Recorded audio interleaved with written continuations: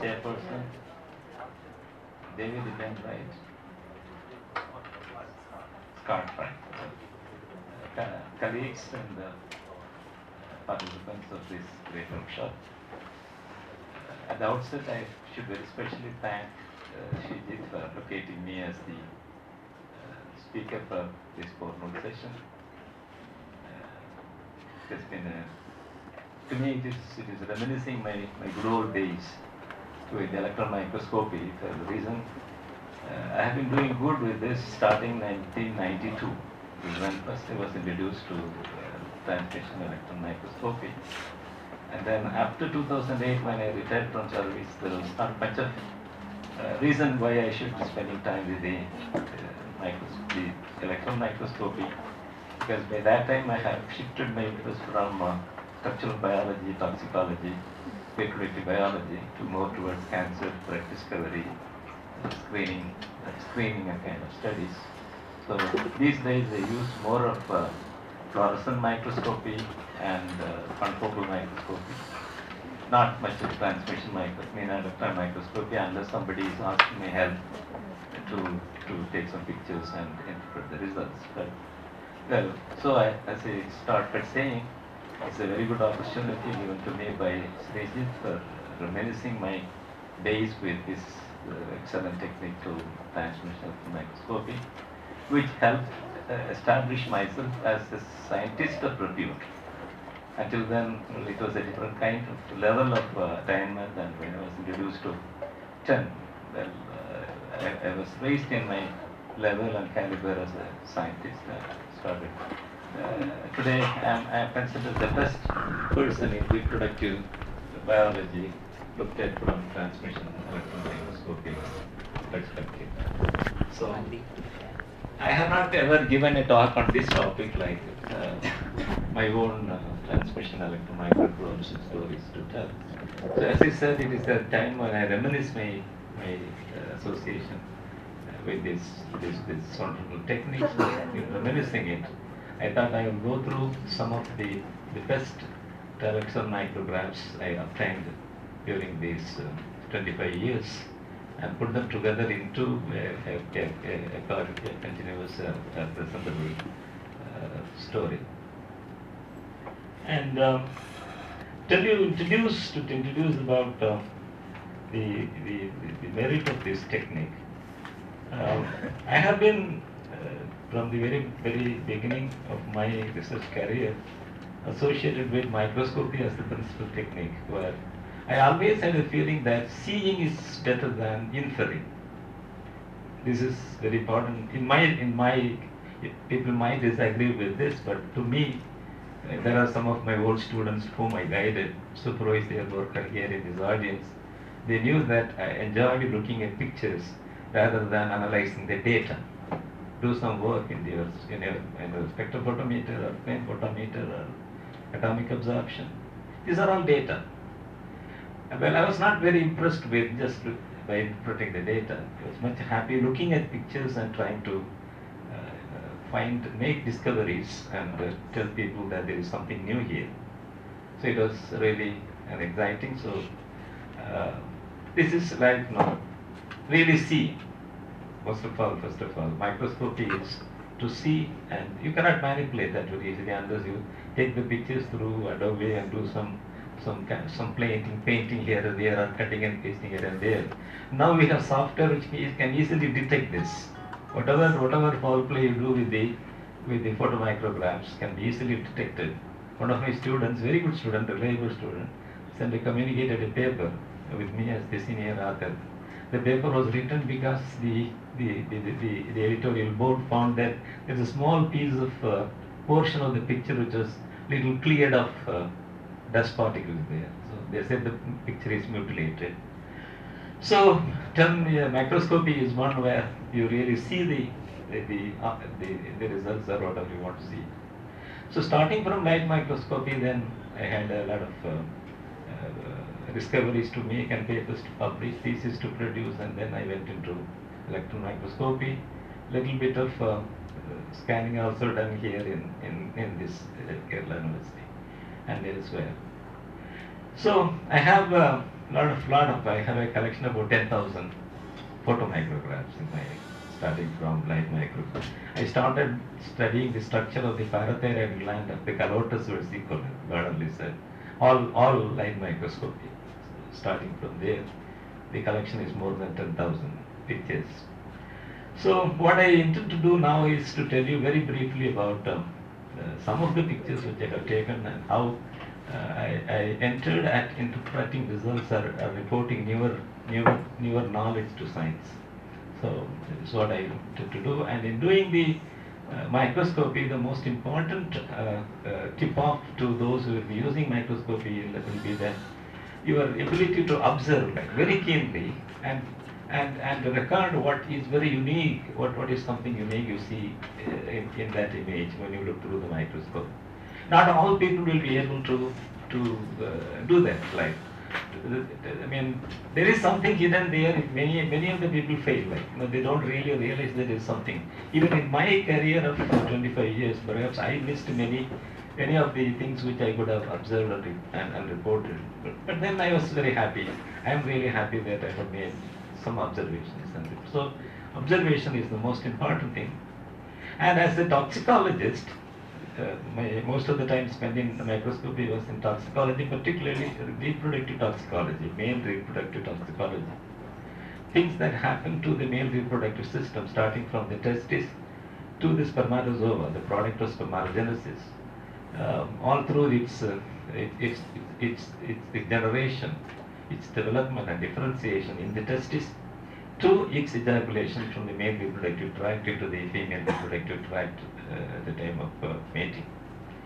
So the whole thing is about male reproductive biology with special emphasis on toxicology as to what happened to the spermatogenesis, the testis, the Lydic cells, the epididymis, post-testicular sperm maturation, and its further processing through the male reproductive tract. We have made wonderful observations, and most important is to keep track of what is normal, first of all. Only if you are familiar with what is normal, then you will be able to find what really is reflected in the pathology. Pathology is a change that is happening to the organ, to the tissue, to the cell, and to find the pathology, to detect the pathology, the changes, one should be familiar with the normal. Unless you are very good at normal, then you will fail in diagnosing what the pathology is. Of course, we made a lot of observations independent of pathology, reproductive toxicology, and normal reproductive anatomy, histology, and cytology. Also, we did in here, looking at the reproductive biology, the Sicilians of the Western Ghats. We did the study in this lab, Kerala University lab, 3 PhD theses and 15 paper publications, all based on transmissional electron microscopy. But that I am not touching today. I am limiting my choice today to about 100 micrographs, which are relating to male reproductive toxicology. And the opening picture itself should be telling you how wonderful his experience would be once to stay with the transmissional electron microscopy. Can anyone guess what this picture is? Anyone? Guess or forget that it is, it is difficult to tell us what organ it is, or even what cell it is. But what organelle it is, if you can perceive it, and that means you have the inquisitiveness, you have the preparedness to look at, amaze at the wonders of the structural biology, structure of the cells. Anybody make a try? You should try it. This is one of the most amazing pictures I took in my life. Right? That's why I put it on the opening page. What organelle? You can see mitochondria. That is of course there, but there are many mitochondria here. No, not sperm. He is little close to that. There is endoplasmic reticulum in this picture. So I have no time to keep you guessing. So I said it is one of the most wonderful pictures I clicked in my life. This is Golgi apparatus. You can't believe that. You can't believe that. This is Golgi apparatus in a cell where the Golgi apparatus is the most prolific. In the biological kingdom, one particular cell type where the Golgi apparatus is the most prolific. And very bad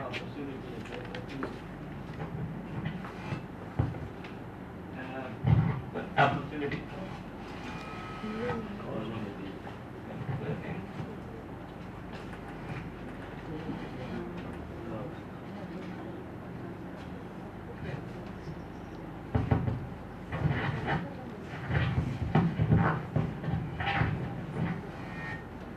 So this is the one of the cells in the epididymis of rat, epididymal epithelium, where you get different types of cells. One of the cells is principal cell, and this cell is concerned with secreting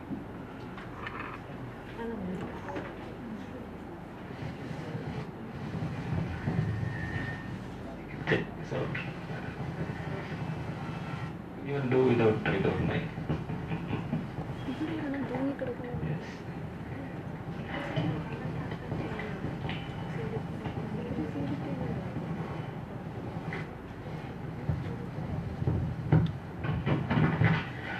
So in this cell, we call it this.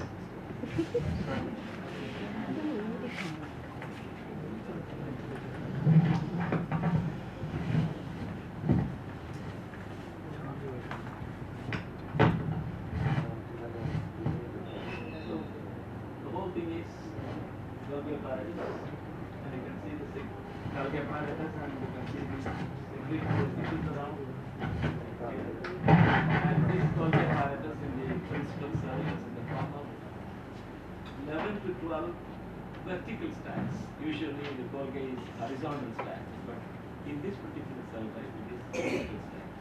Just to emotionalize you, to prepare you to go to the top, is that I put this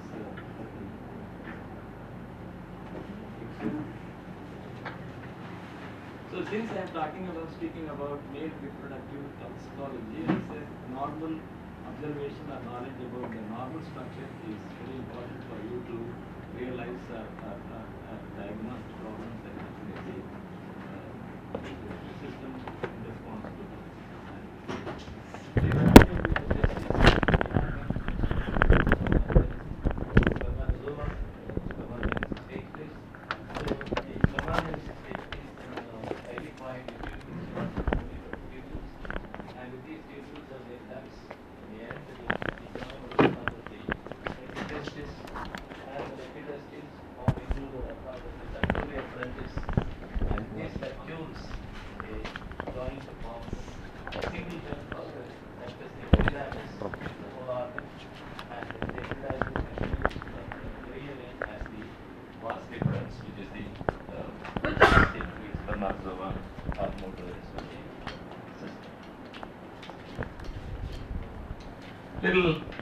These are not my pictures, these are adaptive pictures. So again you have the seminiferous tubules, in compartments like this. And then the vacuoles from the seminiferous tubules join to form the retitestis. And from the retitestis arise ducts called efferent ducts. And these efferent ducts all join to form a single long coil convoluted duct called the ductus epididymitis, which is encapsulated in an organ called epididymis. So spermatozoa are produced in the seminiferous tubules, and they collect into the rectitestis, pass through the efferent ductules, and then go into the epididymis. So spermatozoa are produced here, little processed in the rectitestis, and further processed in the efferent ductules. Furthermore processed in the epididymis, where the spermatozoa undergo what is called as the post-testicular physiological maturation. So spermatozoa which are collected from here or here or here, they are incapable of in vivo fertilization, whereas only those spermatozoa which have even passed through the most part of the epididymis, collected from here or beyond this into the vas deferens, the spermatozoa are capable of in vivo fertilization. So which means that the spermatozoa, after being produced in the testis through spermatogenesis, are not immediately capable of fertilization, and they should be processed in the post-testicular physiological maturation, so that they become motile. Until then they are not motile. So they become, motility is important for the sperm to swim the whole female reproductive tract, to go into the fundus, to meet with the sperm, have an encounter with it and fertilize it. So motility and capacitation are very important phenomena that happen to the sperm. So having said that, so initially I give a few pictures to tell you, to let you know that even light microscopy, ordinary compound microscope, can be a very good tool if it is with a person who can really make use of it, right? So there were days when Balinsky and people like very great scientists, they were contented with, they had only light microscope, and they made wonderful discoveries in embryology, cytology, and other aspects of biology. And subsequent to the entry of more sophisticated microscopes, we are not much making use of the conventional microscopes, but still, even today, I can tell you that the conventional ordinary compound microscope is good enough a tool in a laboratory where there is a person who has got technical agility to handle that instrument and make good photographs. So you can see here photographs which these are, one thing I want to tell you, these are all photographs I clicked. Not only I sat with the machine, I clicked and I obtained the photographs, and therefore I had a lot of interest in obtaining these pictures. So you can see, make a comparison of two light micrographs here. So this is hematoxylin eosin stained 5 micron section of a seminiferous tubule. So you have the tunic, and underlying that you have the basement membrane. So you get the whole process of spermatogenesis taking place in the seminiferous tubule. The whole thing is seminiferous epithelium. You have a good stratification. The basal membrane, on top of basal membrane you have the cells called as the Sertoli cells, which are most critical which are somatic cells, which are associated with connected with the germ cells, and let these germ cells undergo all the divisions and transformations, but essentially it is the Sertoli cell which directs the transformations that take place in the germ cells which are associated with that. So you have a good stratification. You get spermatogonia, then the spermatocytes, then you get the round spermatids, differentiation of spermatids into spermatozoa, and the spermatozoa got spermiated into the lumen of the seminiferous tubule. So you get spermatozoa lying free in the lumen, from where they will access the retitestis and then taken to the rest of the reproductive system or the tract. Now, this is also a light micrograph of the same magnification, but you can see this is a 1 micron section. Okay, this is 5 micron section stained with paraffin section. This is stained in hematoxylin and eosin.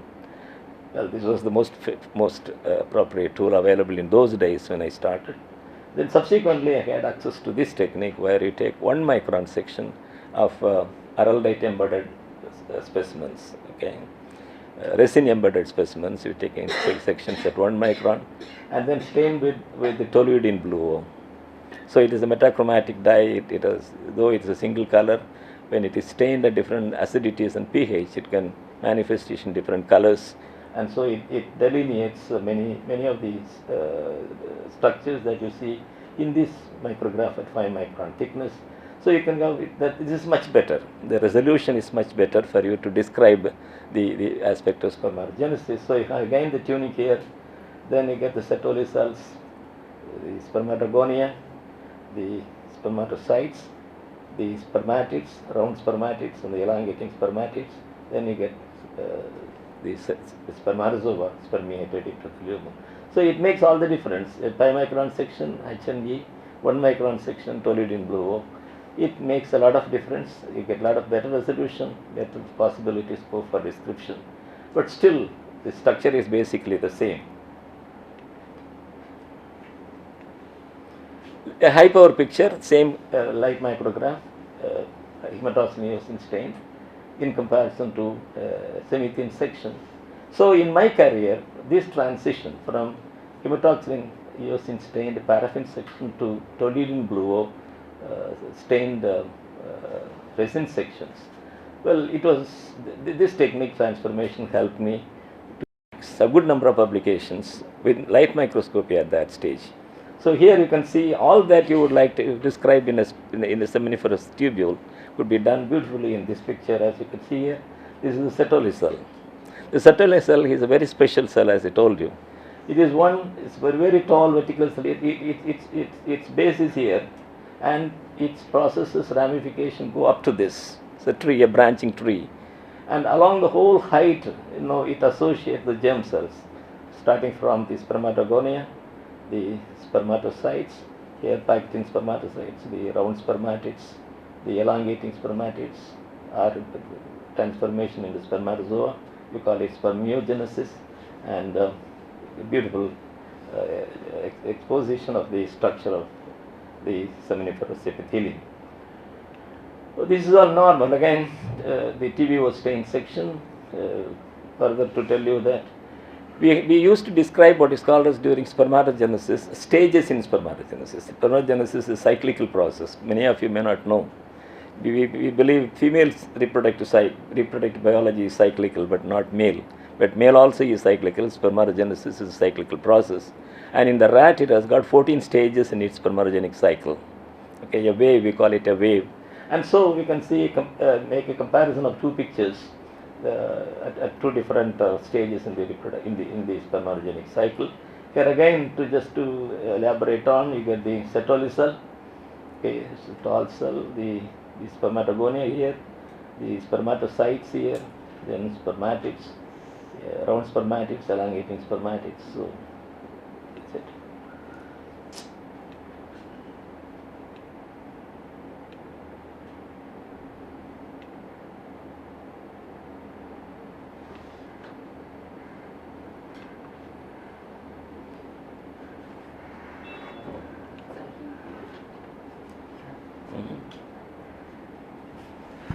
Just say next slide.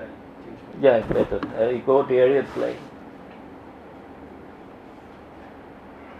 No, next. Okay. So this is again these are very, very pick and choose pictures. Something very special, very rare to obtain. So this is earlier on. They are also okay. So this is again a very rare picture to see. This is the light micrographs showing cells in mitotic and meiotic division of the spermatogenic elements. Like, so you have the spermatogonia undergoing division, the spermatocytes undergoing meiotic division. You can see the chromosomes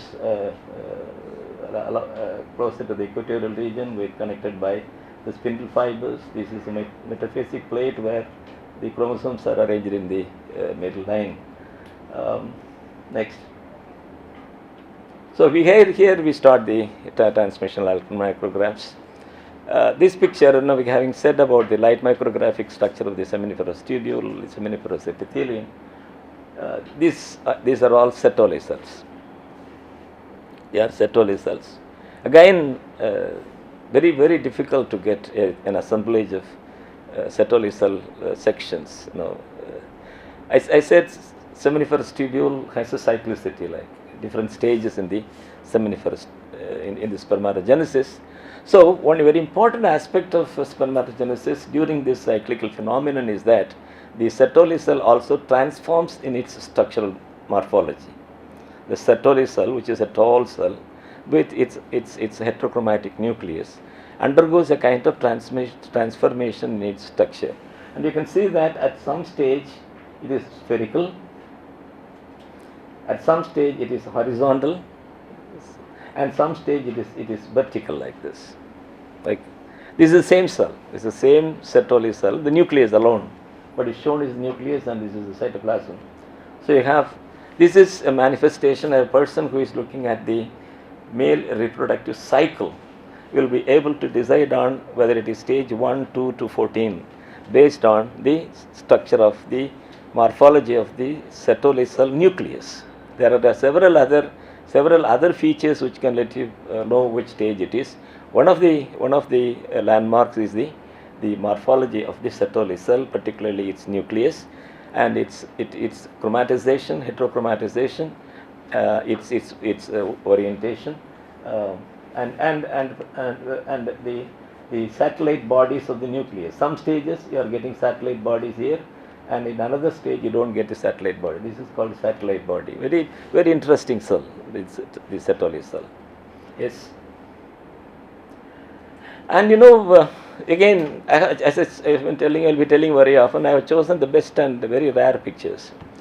One of the important attributes of the Sertoli cell is that it forms adjacent to Sertoli cells establish junctional complexes. Adjacent neighboring Sertoli cells establish junctional complexes, which are tight junctions, desmosomes, and other kinds of cell junctions. And these complexes are rather very unique in that within the seminiferous epithelium there are two compartments established. We call it basal compartment and the adluminal compartment. Basal compartment and adluminal compartment.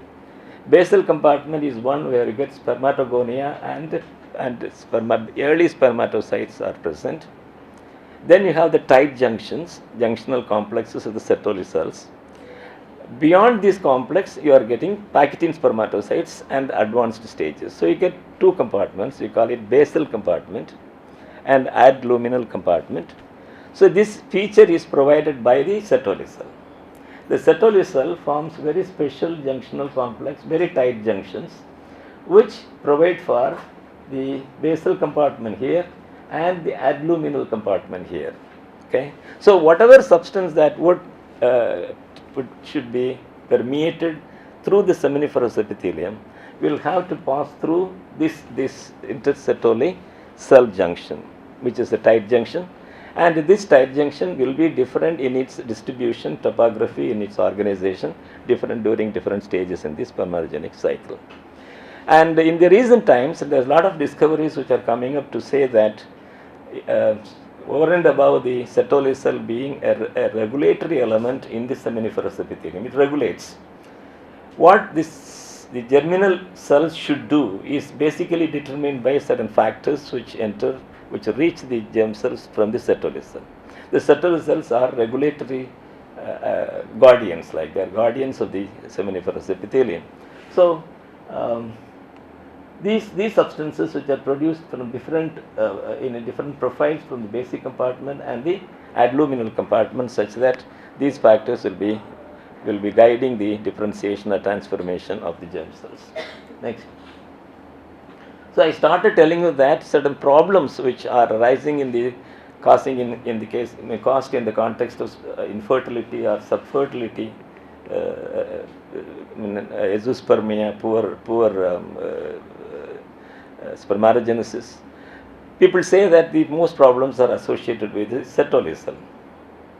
The problem is Sertoli cell. Any toxicant that you are dealing with the human being is exposed, the animal is exposed to, the toxic chemical is immediately inflicting some wound in the Sertoli cell, as a result of which it is not able to guide the differentiation of the germ cells properly, and therefore it ends up in abortion of the spermatogenesis or poor performance in spermatogenesis.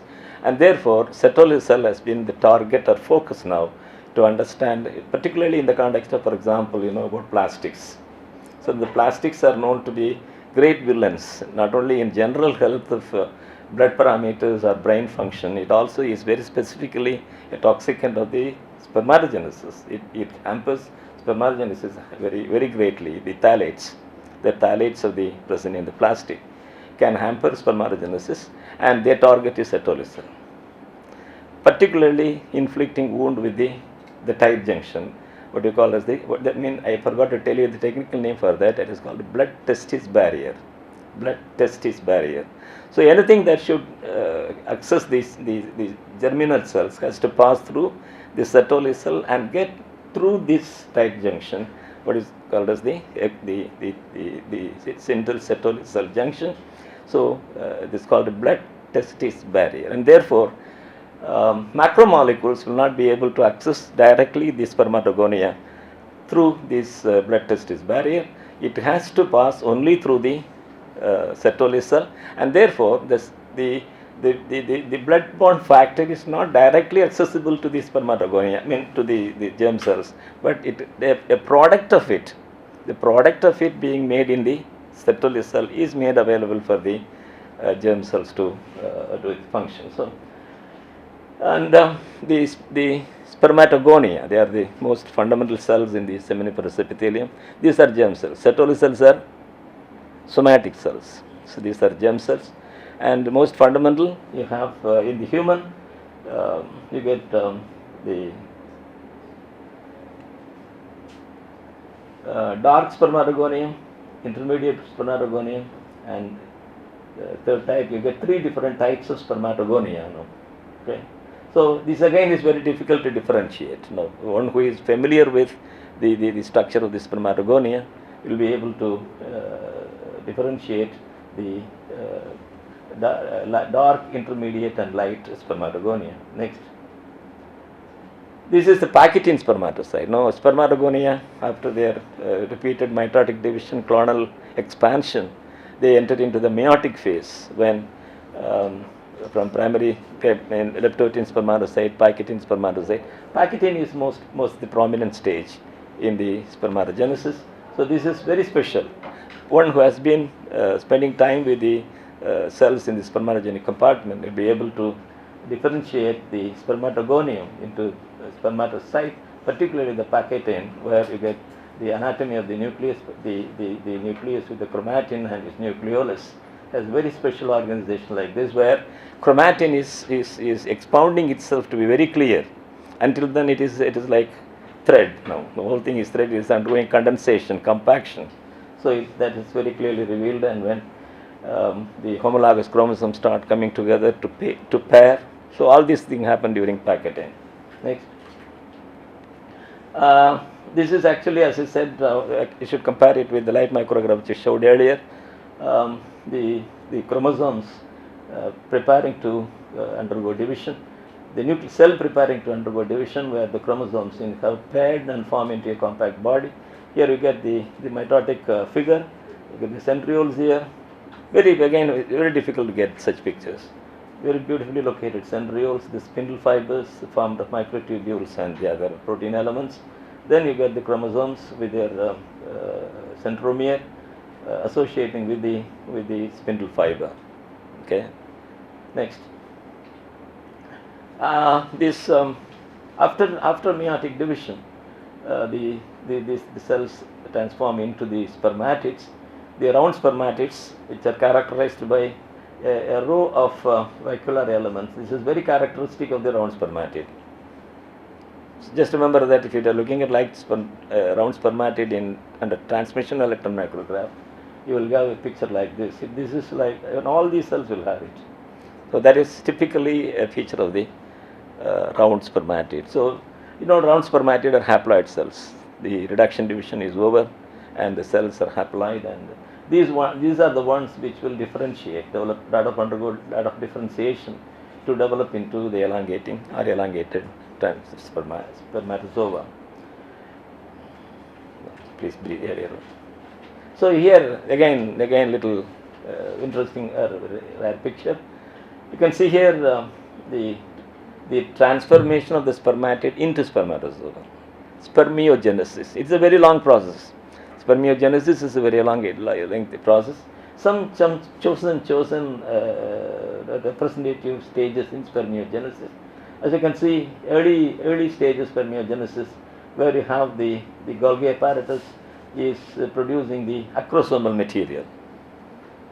See, this acrosome is the very important characteristic of the spermatozoon, which provides for penetration of the sperm into the sperm head into the oocyte to fertilize it. So the acrosome is essentially formed of enzymatic substances which are associated with dissolution of the oocyte membrane, so that the nucleus is passed from the sperm into the oocyte, and such that the membranes of the sperm and the oocyte become continuous, but some dissolution of the membrane takes place, for which enzymatic substances, particularly hyaluronidase, is the enzyme present in the acrosome vesicle, and it is produced by Golgi activity. I can see it happening close to the nucleus.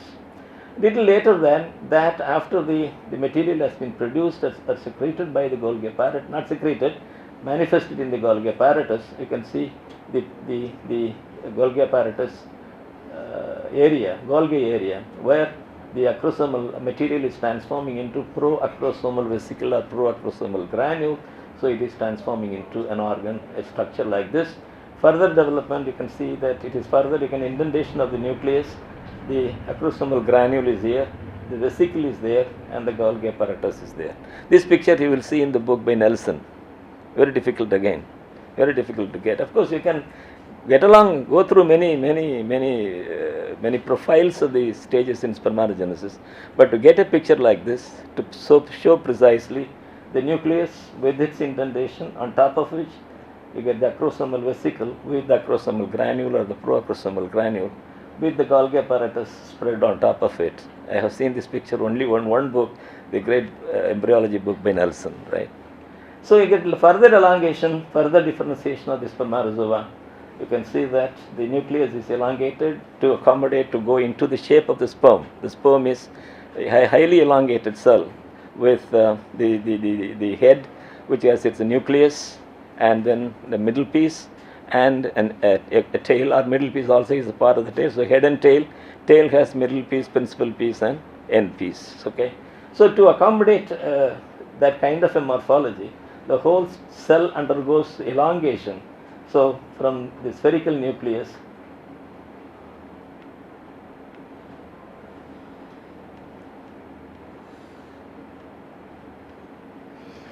yes. I will not play with this. So the nucleus is elongated, and the acrosome is very clearly situated on top of the nucleus in the sperm head. Now this whole thing is the head, and this is the tip of the head with the acrosome located there. Next. So that is little bit about normal histoarchitecture structure of the testis. We have a lot of information to come about what alterations can take place to this, what modifications can take place, occur in these towards pathology as manifestations on exposure to toxicants, or in relation to infertility issues that are arising, hampering spermatogenesis. So another component, so outside the seminiferous tubule, is the Lydic cell, which is called as this interstitium, or the interstitial cells of Lydic. Interstitium has many more cell types, but most critical cell type in the interstitium is the Lydic cell. You know, Lydic cell is concerned with the manifestation or secretion of the male hormones, which are essential to regulate the spermatogenic process through the Sertoli cell and then the germ cells, and also take care of the post-testicular reproductive organs, accessory reproductive organs like the epididymis and the other organs, and also to control the sex drive, the process of ejaculation. Many of these are taken care of by the male hormones, and the cells responsible for them, these male hormones, are the Lydic cells, which are in the light micrograph. You can see very clearly the Lydic cells here, and this is a Lydic cell which has been exposed to a toxicant, where you can see that the dark spots, which is, this is a methane 1 micron section, TB was stained. So these dark granules you see in the Lydic cells of an untreated animal, you don't get those granules here, but in the place you are getting vacuoles. I'll explain it later when I go through the transmission electron micrographs. Next. So this is the EM of transmission electron micrograph of the Lydic cell. This is a normal Lydic cell. This is very highly heterochromatic nucleus. Okay, very clear patches of euchromatin with dense patches of heterochromatin. This is a characteristic feature of the Lydic cell. I can locate a Lydic cell based on its nuclear heterochromatization, supported by the nuclear organization, where you can see a lot of mitochondria, which is characteristic of steroid secreting cells. This is male hormone is a steroid, testosterone, androstenedione. These are all steroidal hormones, and starting from cholesterol. Okay, the biosynthesis of androgen started with cholesterol.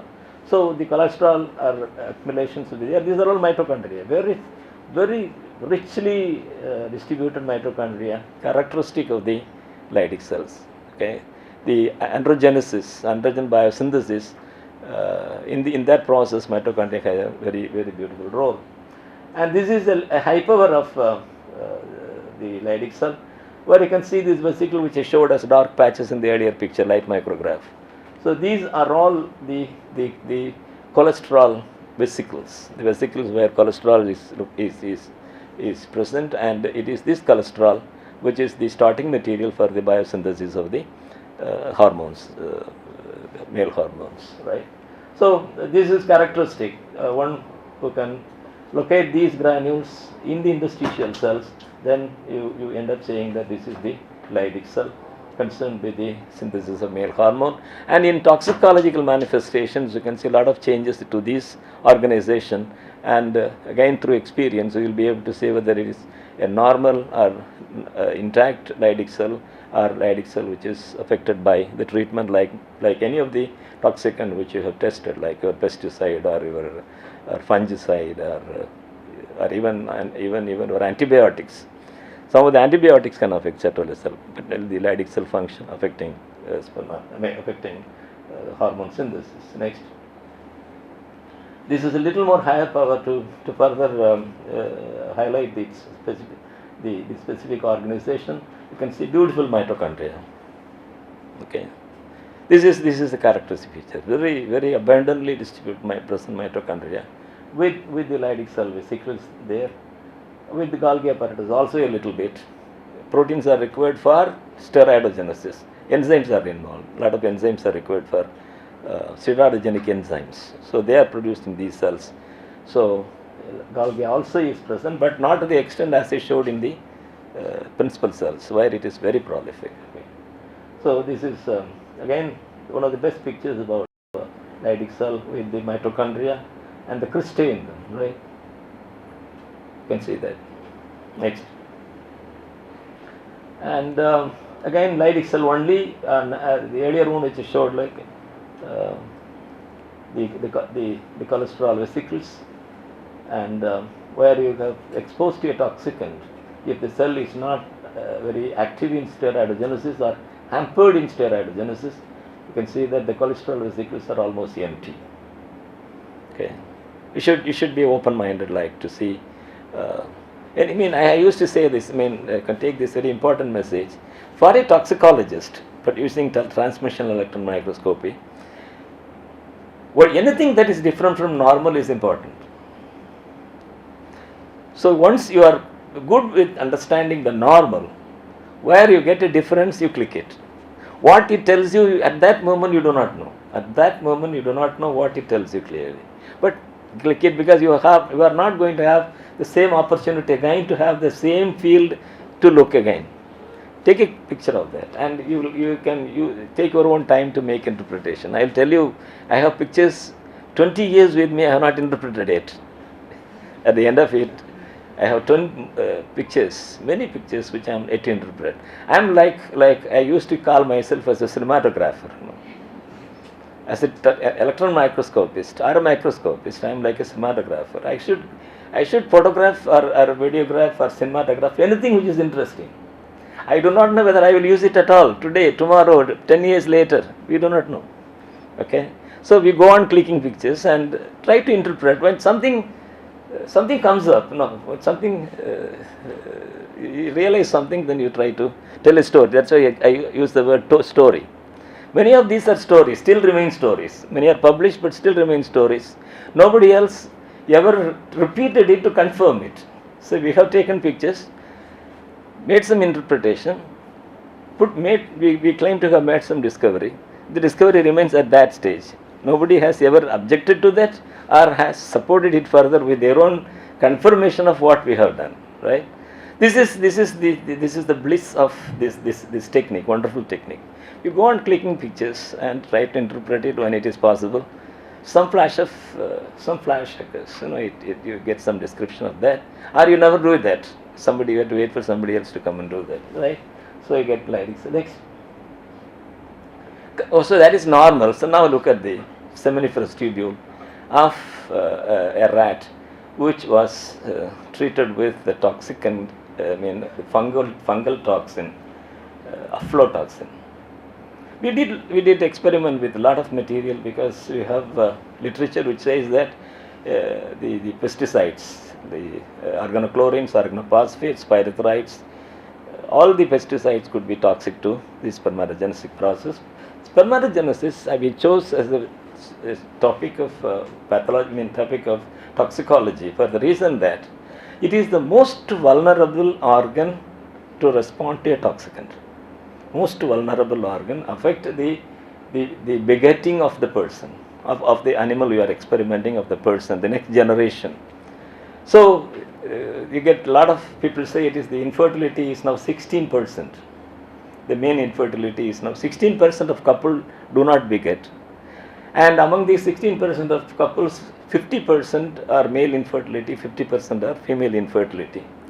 And as of now, we do not know clearly what is causative of this infertility in the male. So also in the female. So we try to correlate with all that in the toxicology and other studies we make, and we had in the process we had the great opportunity of working with the fungus, the mycotoxin, which is present in the foods that we eat. This Aspergillus flavus, Aspergillus parasiticus, these are fungi which are present in our foods, like the groundnut that you eat. So the groundnut, when you separate out the two cotyledons, you get a dark material at the corner of it. It is the mycelia of the Aspergillus flavus, parasiticus, and people who eat this might be affected in spermatogenesis. We don't say it always does it. Depending upon the susceptibility of the person, his spermatogenesis could be affected. So we had a clue that it affects the spermatogenesis in the chicken. The chicken feed, there used to be mycotoxin. Cattle feed, there is mycotoxin. And the chicken and cattle which were fed with this substance developed sterility.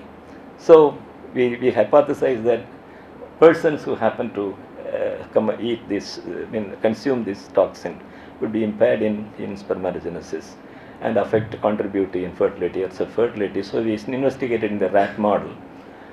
And you can see the bizarre picture of the seminiferous tubule in a light micrograph, 1 micron. You don't get anything like comparable to you see in a normal testis.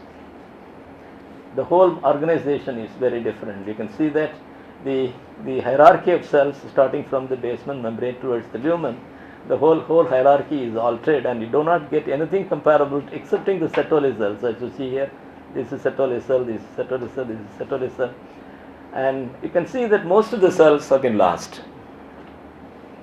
Most of the cells have been lost, and you get a lot of vacuolar spaces, meaning that there have been premature discharge of cells from the seminiferous epithelium, much before they were transformed into spermatozoa. As round cells, they have been discharged, released. And you can see such cells in the lumen, and more so, we found a very interesting football-like cells. You don't, normal testis can never have this, This attracted us towards the whole study, In addition to the empty spaces, that vacuoles that were seen in the seminiferous epithelium.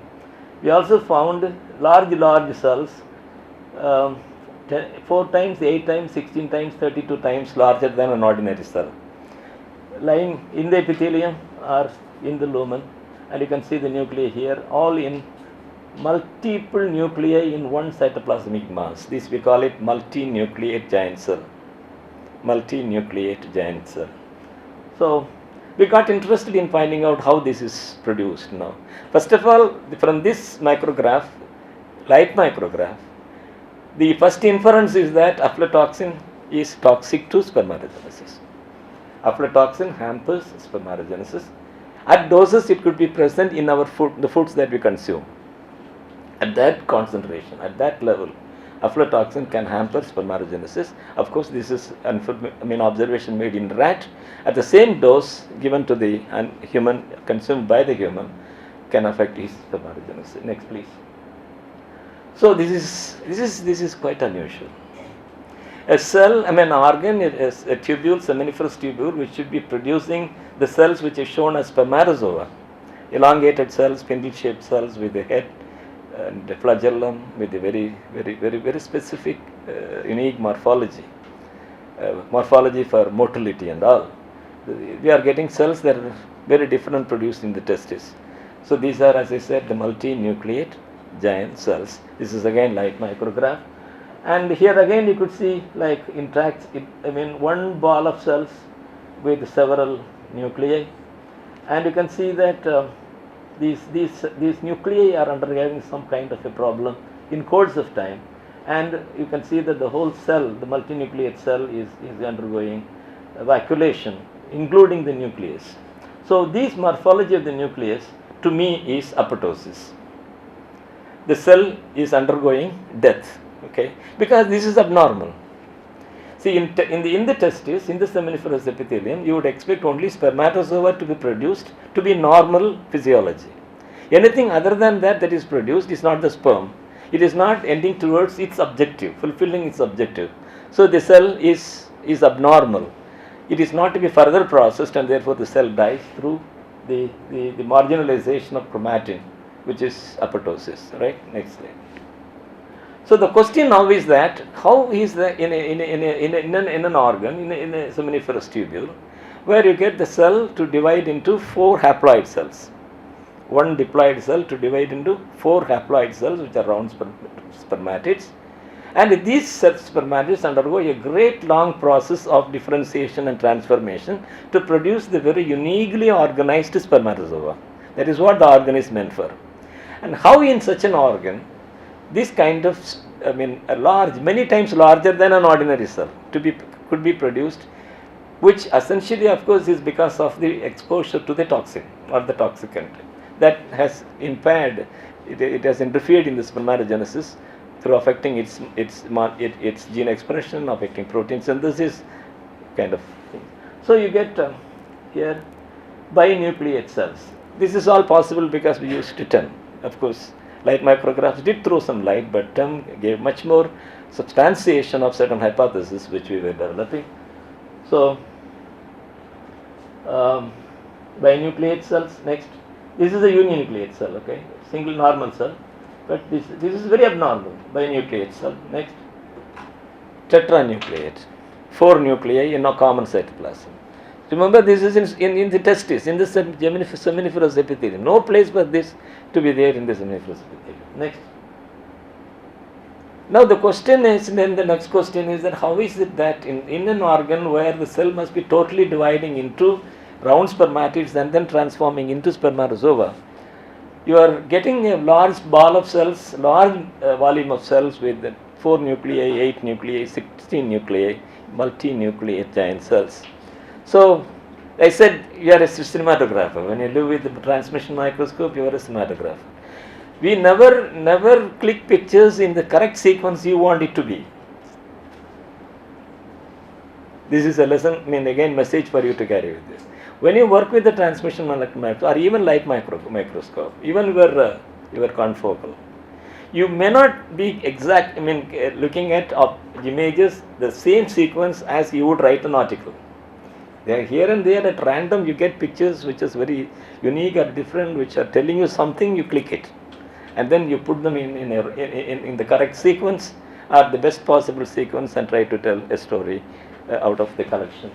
So here the question we asked was how in a tissue, in an organ, where the cell must be very clearly dividing into haploid cells, transforming into spermatogenesis, in spermatozoa, how is it that it is producing such multinucleate cells? Well, we had some clues, of course, from previous literature, and based on those clues, we tried to look at some of the electron micrographs. And what you see here, you can see a club-like structure, is it? With 3 petals, one cell here, one cell here, one cell here, and this is the again one of the best pictures we ever got. And you can see that all these 3 cells, actually there is a 4th cell which we don't see here. In a plane of section, there is a 4th cell which has been cut away or which is not included in this section. So actually it is 4 cell, but shown as 3 cells here. And what you are getting is that all these 4 cells are connected together. Cytoplasm is connected. The cytoplasm of the cells is connected. So then a little bit of a hunch that there is something happening to after meiotic division. After meiotic division, either the cells are not totally segregating out, the cytokinesis is not taking place properly. This is immediately the conclusion one would jump at. The cytokinesis is not taking place properly, and therefore the cells remain, the nuclei remain together in a common cytoplasm. So to us it struck as something different. It is not really failure of cytokinesis, it is something more than that. So we started looking for pictures which we have already taken and tell a story out of it. You can see next. So you can see that this picture has four cells. So all the 4 cells are there, and you can see that one cell is one with a lot of cytoplasm, and other 3 cells have this is called cytoplasm rich cell. These are, we call these as, this is not technically not known before that. This is new to science. We designated this as cytoplasm rich cell and this as cytoplasm poor cell, and still there is a bridge. We call it the cytoplasmic bridge. So remember here, in normal spermatogenesis, not treated with aflatoxin or any toxin, there is a very important phenomenon of cytoplasmic bridges connecting the germ cell clones. You get a clone of cells, means 4 cells, 8 cells, 16 cell, 32 cell, 64 cell. This is a clone starting from 1 cell. In spermatogenesis alone in the animal kingdom, the cells which are produced from 1 cell into 100 cells, 200 cells, up to a particular stage they remain connected through a bridge, cytoplasmic bridge. It's called cytoplasmic bridge. So we thought there is something happening to this bridge. It is not actually failure of cytokinesis. It is not failure of cytokinesis. Cytokinesis had really taken place. After cytokinesis, something happens to this bridge, the cytoplasmic bridge, which is actually in normal physiology of spermatogenesis, it is meant for equal distribution of gene products to all the cells, because there has been a reduction division. There has been a reduction division, therefore the chromosomes which have gone into these cells have been different. Paternal, maternal are different, and that should not affect the cytoplasm or the behavior of the sperm any further. And therefore there is a bridge connecting all the cells in that we call it clone, all the cells in the clone. So the bridge is there, it should be there for some time. After that it will disappear, the cells will move away, and they form individual cells to transform into the spermatids, the spermatozoa. So we had like kind of something is happening to this bridge. So what you see here is the cytoplasmic bridge. The bridge is little given way.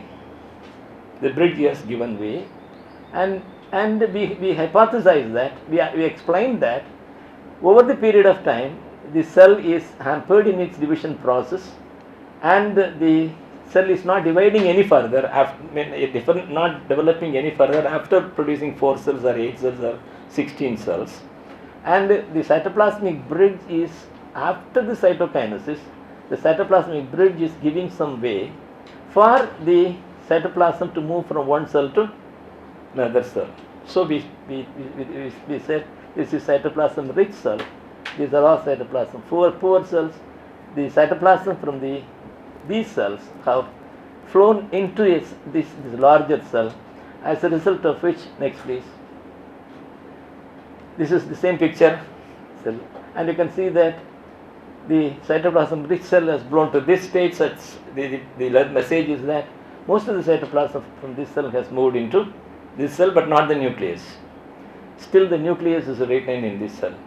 So after some time, next picture please, you can see that a very clear passage is further widened up. The cytoplasmic bridge is further widened up, as a result of which you can see the cytoplasmic rich cell with its large nucleus, and the nucleus from the cytoplasm poor cell also migrating, transiting, moving, any term you use, to the cytoplasm rich cell, and then the whole cell, next please, this whole cell collapses, as a result of which you get 4 cells, 4 nuclei happening to come together in the same cell.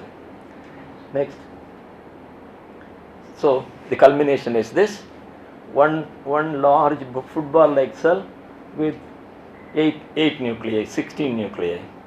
But this nuclei to coming to occupy a single cell is not because of failure of cytokinesis. It is because of the opening up of the cytoplasmic bridges.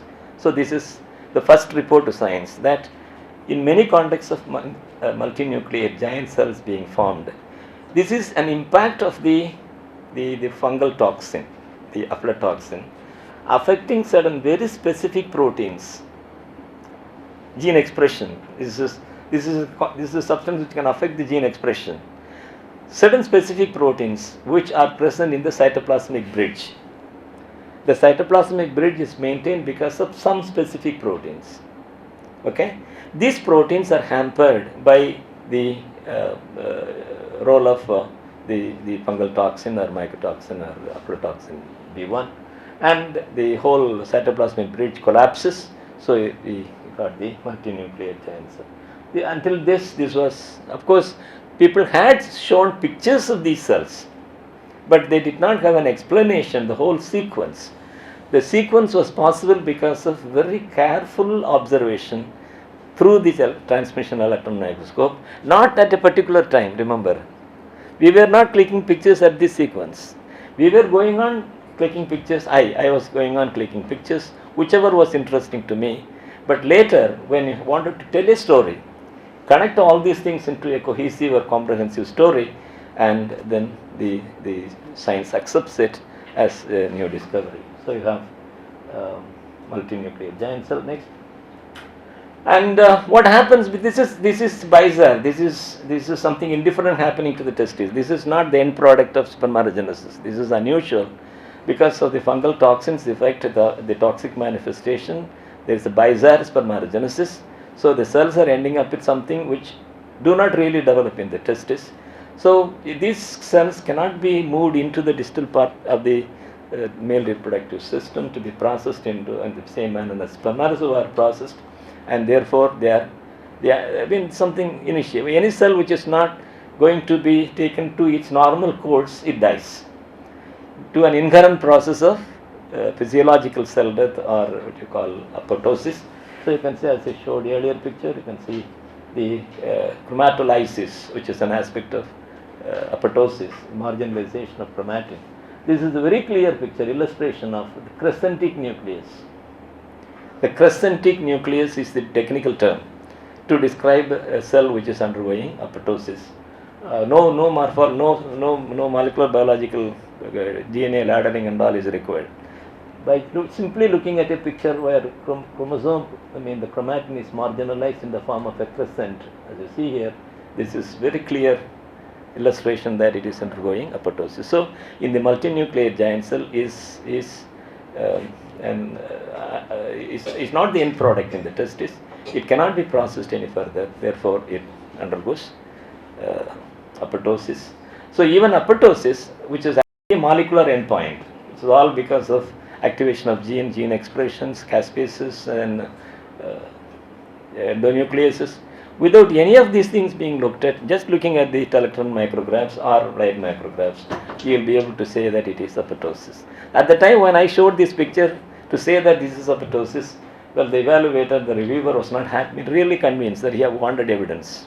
He wanted evidence. I showed hundreds of pictures to show this marginalization of chromatin, the crescentic organization of the chromatin is well good enough an evidence to my support. The first person who reported apoptosis, John Wiley, 1973, he never had molecular biology.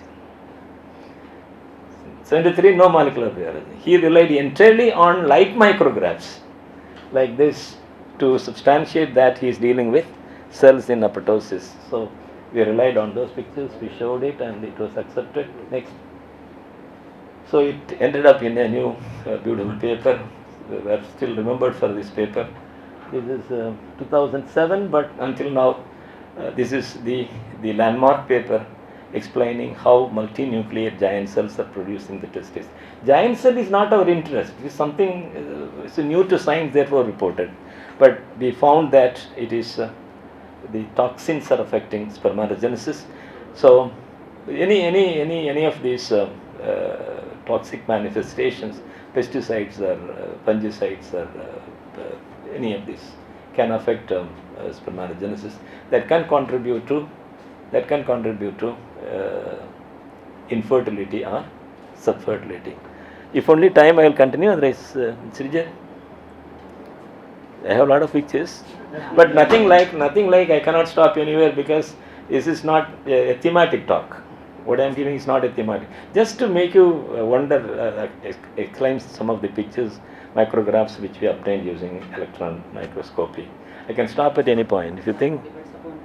Yeah, if you are interested in seeing, I was taken only one small portion of the 120 slides I brought, right? So if you are interested in listening to and seeing pictures, I can continue. Like, are you interested? Yes, go. Please go to the next portion. This is another thing now. So having seen multinuclear giant cell being produced due to disruption of the cytoplasmic bridge, we had the strange experience of looking at the multinuclear giant cell produced due to lack of failure of cytokinesis. Failure of cytokinesis also was observed in a different context when we were treating monkeys with chromium. In another experiment, different experiment, we exposed monkeys to chromium, potassium chromate, and among the various results we found like multinuclear giant cell. Okay, see here 1, 2, 3 nuclei. And you can see here 2 nuclei where the acrosome development has been initiated. This doesn't happen in the multinuclear giant cell which we earlier published. And you can see here, this is actually, as the arrow shows, in this picture it is not disruption of the cytoplasmic bridge but failure of the cytokinesis, failure of the cell division. As a result of which you have 2 nuclei or 4 nuclei remaining together in the common cytoplasm, where the Golgi apparatus is very clearly manifested. The cell is attempting to transform into spermatozoa by producing the acrosome and all. And again, we had another paper coming up out of this discovery. Next please. So chromium exposure induced changes in testicular. So it's a big paper, lot of other discoveries in that paper, but this picture is relevant in the context of multinuclear giant cells. So you have now the knowledge point of view. Well, toxins affect spermatogenesis. Spermatozoa are not produced, and therefore could be a cause of infertility which is arising. And towards this process, cells are not ending up as spermatozoa, but they could end up as large giant cells with multiple nuclei. And these giant cells could be produced either due to failure of cytokinesis, as we found in the monkey, or it could be due to cytokinesis having been completed but opening up of the cytoplasmic bridges collapsing of the bridges such that cells coming together to form multinucleate cells. Next. In the same aflatoxin treatment, we had another something very unique, unusual observation made. This is paraffin section, hematoxin eosin stained. I mean, you see here cells similar to the ones which I showed earlier. Am I right? So, any casual observer will maybe. I also thought it that much. So here also it is like the same multinuclear giant cell which we observed in the earlier context. So in the paraffin section. Next. Well, in the light, the TB was stained. This is also paraffin section, but higher power. We felt that this is something different. This is not the same as the multinucleate cells which saw earlier. Next picture, please. We went for TB was stained semi-thins. Further reiterated the point that this is not the kind of multinucleate cell which saw earlier. This is something different. This is again like a football, almost double or 4 times the Pachytene spermatocytes. But what you see here are not nuclei, but they are pairs of chromosomes. These are, we presume them to be pairs of chromosomes, chromosome pairs during meiotic division. So this was again new. We have not come across anybody reporting a case like this using microscopy. So we initially thought this is a different kind of multinucleate giant cell, but then when something, so this is important for this for a good microscopist. Luck also plays a role. The way you look at it, the way you try to suspect things. So we suspected that this is something different. And next, very clearly comparing with the multinuclear giant cell, this is different. This is sorry. Go back. Still. One more. I don't know. By pressing this, the whole thing goes. Yes. This is where I was right. This is the earlier picture which I showed, multinuclear giant cell with the cell boundary, the nuclear, 8 or 16 nuclei here. Compare it with this giant cell, where you are getting a cell boundary is very clear, but what you get are not the nuclei, but some dot-like bodies, very highly chromatic, highly acidophilic. No, they are acid stained, and you can. So now we found just to tell you that some dot-like structures. Next, and we found that it's a very rare picture of a light micrograph where you can see that the chromosomes are paired and they are in the equatorial plate with the centrioles and the spindle fibers. But then we presumed that here something is happening, that the chromosomes are not moving towards the poles. Something has happened with spindle fibers, the chromosomes are not moving towards the poles, as a result of which next they get staggered in the metaphasic plate, as each dot is a pair of chromosomes, homologous chromosomes. They are not, neither are they separating, nor the cell division could be completed, as a result of which you get a cell in the meiosis where the chromosomes are paired but chromosomes fail to separate. Homologous chromosomes fail to separate. The chromosomes are incapable of moving to the poles because of problem in the spindle fiber, and therefore the chromosomes are stranded. This is a very peculiar word to use. The paired chromosomes, each homolog is stranded, is incapable of being moved towards the poles as separated out from each other. Next. And so you can see that this is a good illustration to substantiate it. Next. And again, light micrograph. Next. And we found some stage, again as in the multinuclear giant cell, here also the chromosomes, which are dot-like bodies, the paired chromosomes, they were undergoing dissolution. Right? So we came up with the theory that the aflatoxin treatment brings about different kinds of manifestations. One is multinuclear giant cell, and another we gave the term first time in science multiple micronucleate giant cells. Multiple micronucleate giant cell. We thought each pair of chromosome which is stranded in the middle is a micronucleus. So we call it multiple micronucleate giant cells, and we traced its course next. So it ended up in another wonderful paper which is still remaining. Go back.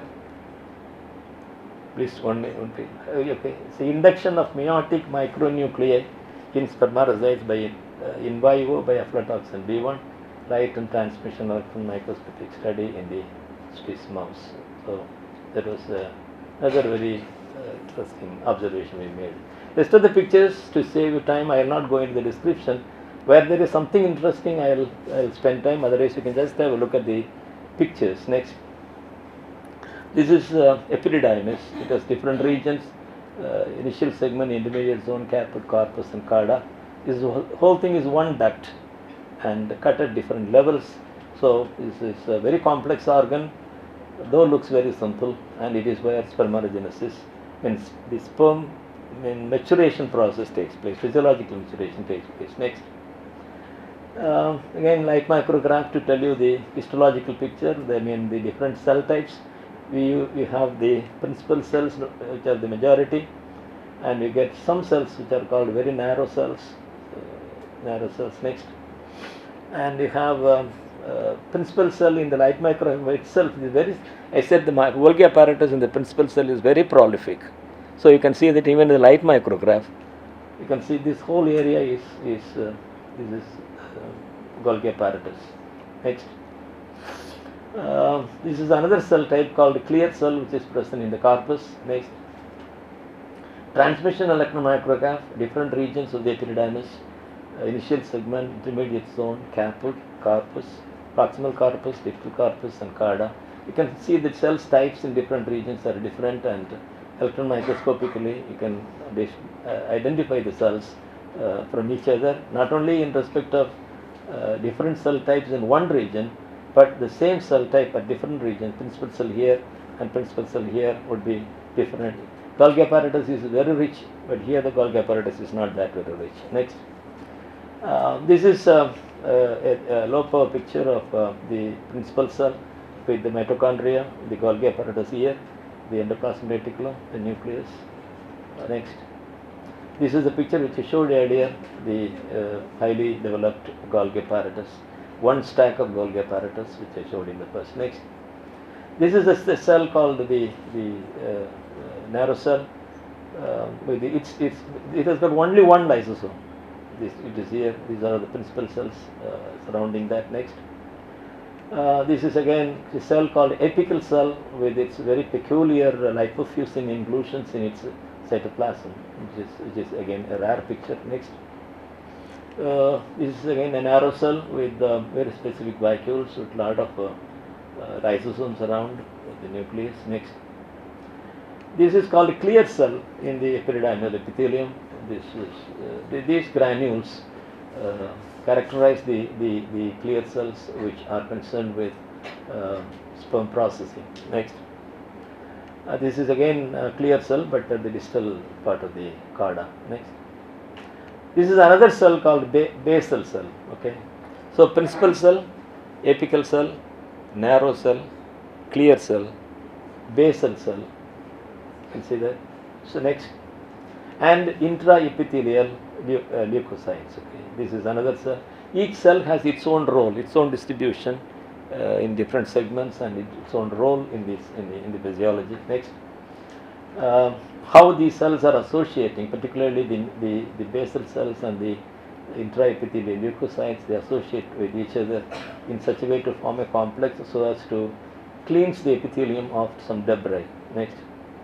Further on that, the debris are processed into lipofuscin inclusions in the basal cells.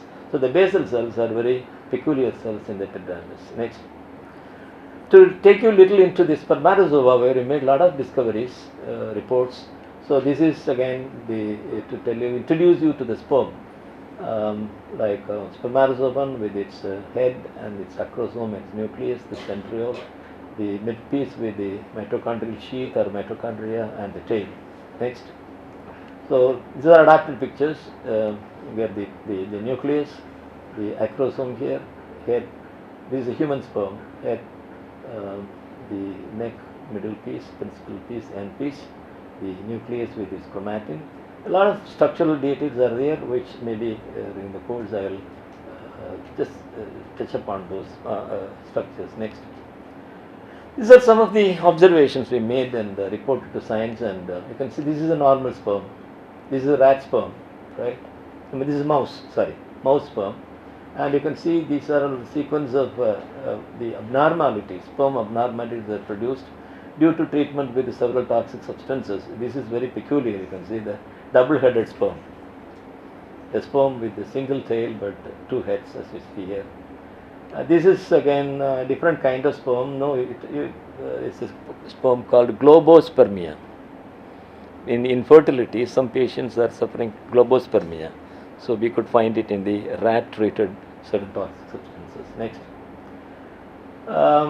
We found a very peculiar situation in some of the micrographs, where you can see that the spermatozoa which are present in the lumen of the epididymis had an abnormal morphology. They had a lot of cytoplasm in the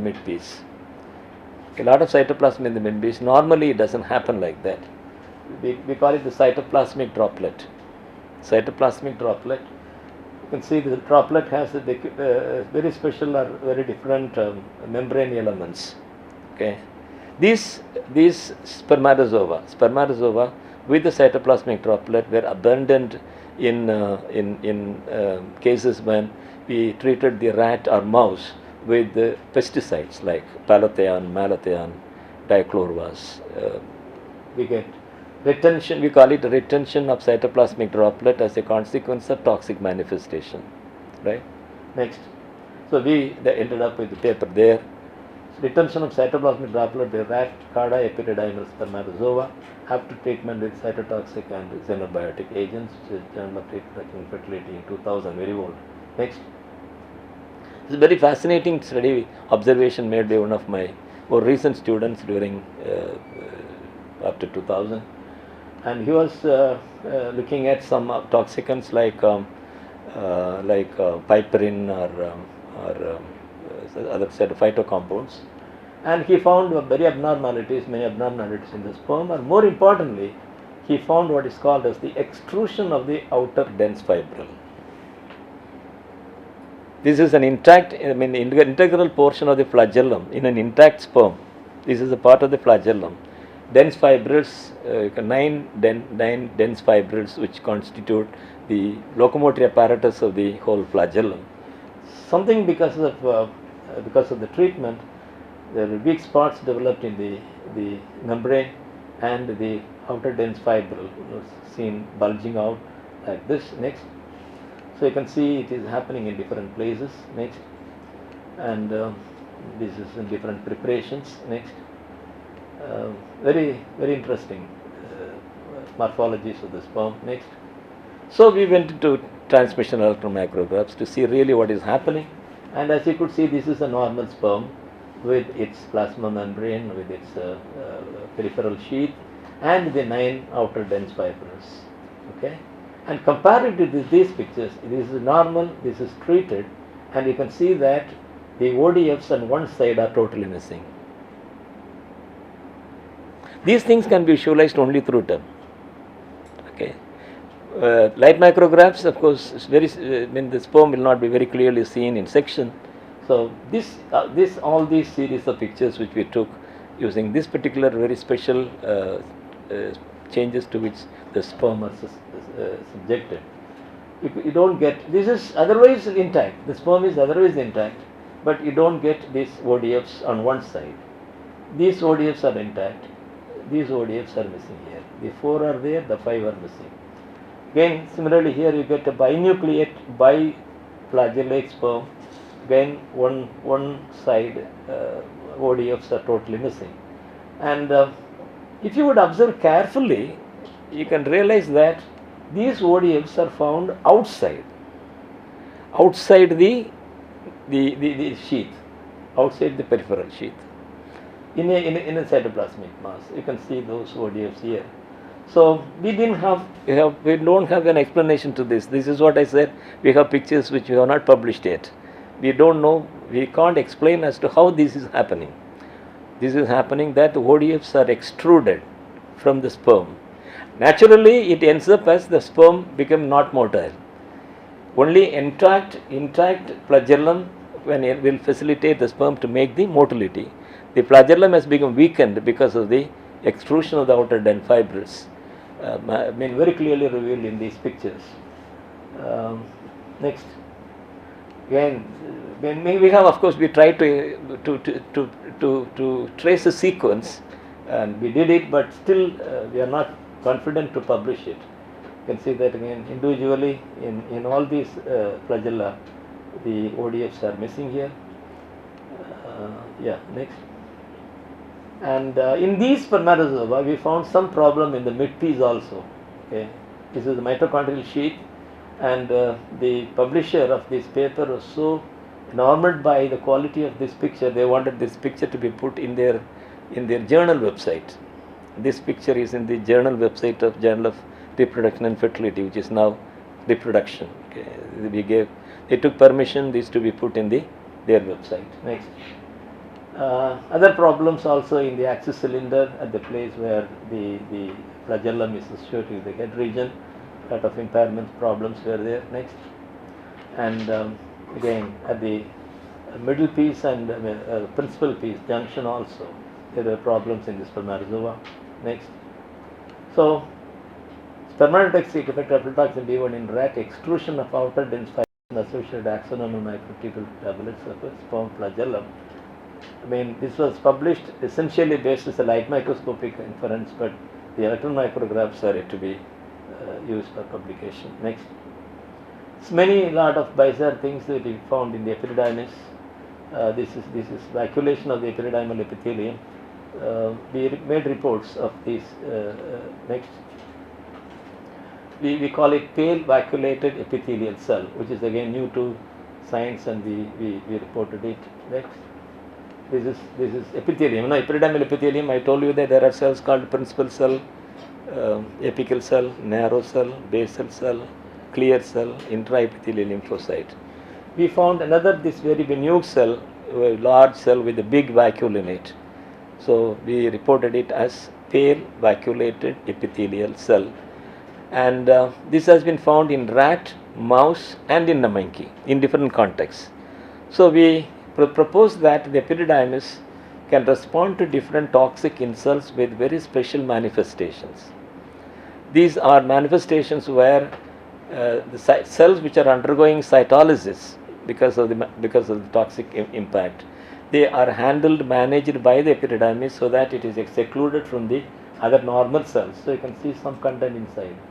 Okay, so something which is degenerating or disintegrating is obtained by these cells. This is a different cell. The whole thing is a different cell. Pale vacuolated epithelial cell, light micrograph. Next, we went to substantiate it that this is a different cell. This is principal cell, and it gives way for a new cell to develop into a highly vacuolated structure, which it has its own nucleus. We call it the pale vacuolated epithelial cell. It has its own microvilli. So it should be concerned with some removal of debris and the processing of them to seclude it from the normal cells. Next. So this we reported as pale vacuolated epithelial cells in the epididymis of aflatoxin treated mice. So aflatoxin brought us a lot of glory. It's okay. Next. This is in the monkey. It's a similar treatment, chromium. In the place of aflatoxin, we treated monkey with chromium, where again this was not intended discovery. These are all accidental discoveries. The whole thing is accidental. The entire thing which I am explaining is all accidental discovery. We found some very different pictures, so we wrote stories out of that. This is another story where we found in the monkey epididymis and chromium treatment where spermatozoa were affected in their spermatogenesis as well as structural development. We get vacuoles like this, but this is not the pale vacuolated epithelial cell. This is different because you don't get its boundary. This is something which is found inside the principal cell. with long microvilli. So we found this is different from the pale vaculated epithelial cell. Next. So we got it like this. No, you have very clear principal cell lining a large vacuole where there is a sperm. This is unusual. Sperm should be present in the lumen of the epididymis, not in the epithelium. It should be present in the lumen of epididymis, not in the epithelium. So in the epithelium, some spaces are created, some vaculated structures are created, where it can seclude some spermatozoa or cell debris, which can be processed for further removal. Next. So this ended up in the, we call it microcanal. This is not pale vaculated cell, but it is a microcanal where whole sperm is there. So because there is an obstruction somewhere, not allowing spermatozoa to be moved to the distal parts, thus they escape into the epithelium, which is an unusual place for the sperm to live. So some provision is provided by the epithelium, by the epididymal epithelium for these cells, sperm to be secluded. We call it microcanals in the epididymis to overcome ductal obstruction caused by chronic exposure to chromium. A study in the monkey, bonnet monkey. This happens again in the journal Reproduction. Next. Next. This is another interesting observation made in again case of infertility. We are explaining infertility in the context of like treatment with a substance called plumbagin or aflatoxin or Quassia amara, a plant. We found some peculiar things, particularly the sperm undergoing a kind of coiling like this. This is very different, like you don't see sperm to be like this. But in certain infertile men who are oligozoospermic, not azoospermic, oligozoospermic, have fewer spermatozoa. The spermatozoa are undergoing a kind of coiling which takes place because of certain problem that is happening to the sperm on treatment. You can see that, right? This is called whip-like flagellum. Whip-like flagellum, right? So, lasso-sperm. Veraso is another term for whip. Lasso-sperm is peculiar in the case of certain experimental situations or natural exposure situations. Toxic substances cause sperm to be undergoing problems like this. Next. This boy was able to trace the whole sequence. Next. This is the Globospermia which I said earlier. Next. This is, we get the lasso sperm has a cytoplasmic connection. You have two axial cylinders, two separate flagella or axis sextates embedded in a common cytoplasm to show that it is only a fusion, a curvature of the whole sperm flagellum. Next. This is in a longitudinal section, TB was stained. You can see the bending of the tail connected together by the cytoplasm there. Next. We hypothesized it as due to something happening to the cytoplasmic droplet, which undergoes swelling, and that brings about the kink of the flagellum into folding upon itself to form the lasso. Next. So some sperm infertile men, we had samples coming from infertile men. Next. This is the Globospermia. Infertile man, Globospermia. So sperm is not normal, the sperm will not be able to fertilize. Next. Another problem, big problem in the nucleus, chromatolysis. Next. In the axis cylinder and the flagellum also a lot of problems. Next. The whole outer dense fibers extruding as from the sperm midpiece. Next. Cells, some pysad cells happen to phagocytose the spermatozoa and process the spermatozoa so that they are removed from the epididymal fluid. I think I'll stop here, and the rest of the things are not very important. We have given the best possible collection of transmission electron micrographs, some of them, right? As I said, I have very huge collection, and most of them remain unpublished. Okay. I either didn't have time, or we were not able to find answer to the issues which we have those in those pictures, and to end up very. This has been one of the most pleasant part of my career, like as a scientist. Of course, today I am more happy with in vitro. I mean, on the contemporary scenario, I don't use animals, I don't use animal experiments. I am very happy with using cells, all kinds of cells, human and other animal cells, and I do a lot of experiments. But this is the electron microscopy which really established me as a scientist. People started looking at me that yes, some discovery he is able to make. The exciting period in my life as a scientist, and even today I am in demand as an electron microscopist, not for my own study, but when somebody makes a study and seeks my help, I am able to help them. And from what I have listened to, even today, even the molecular biology age, nothing can replace microscopy. Nothing can replace microscopy. Well, molecules can tell us brilliant stories. I mean, Watson and Crick days beyond that. What we have today, molecular biology, is so thrilling. But still, many gaps in the observations you understanding, inferences you make in molecular biology, the gaps can be filled by microscopy. So microscopy has relevance not only today, it has relevance the whole future to come. Whatever be the tool you are using in your research, always have a liking for application for the microscopy. Whatever microscopy it is, light with all its varieties, scanning, electron microscopy, transmission electron microscopy. You get all kinds of modern gadgets, imaging devices coming. It doesn't look like a microscope. Scott should be knowing about it. You don't look like a microscope. You've got virtual microscopes today. Virtual microscopes able to produce the image using the optical system and the computerization.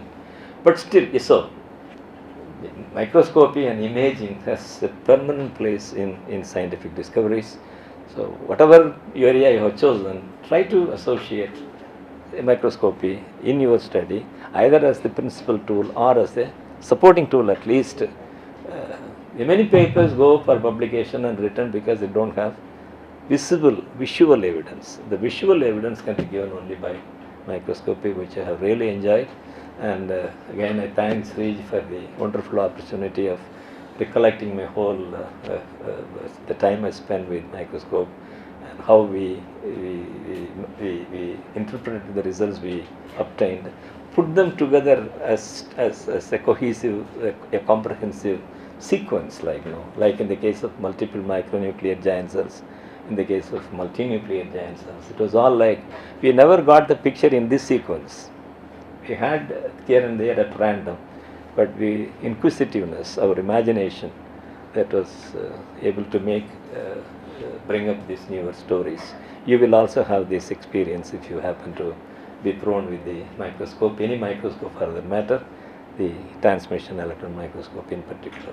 Thank you very much for a very patient hearing and having been alert all the whole session. Thank you and wish you all the best. Thank you, sir.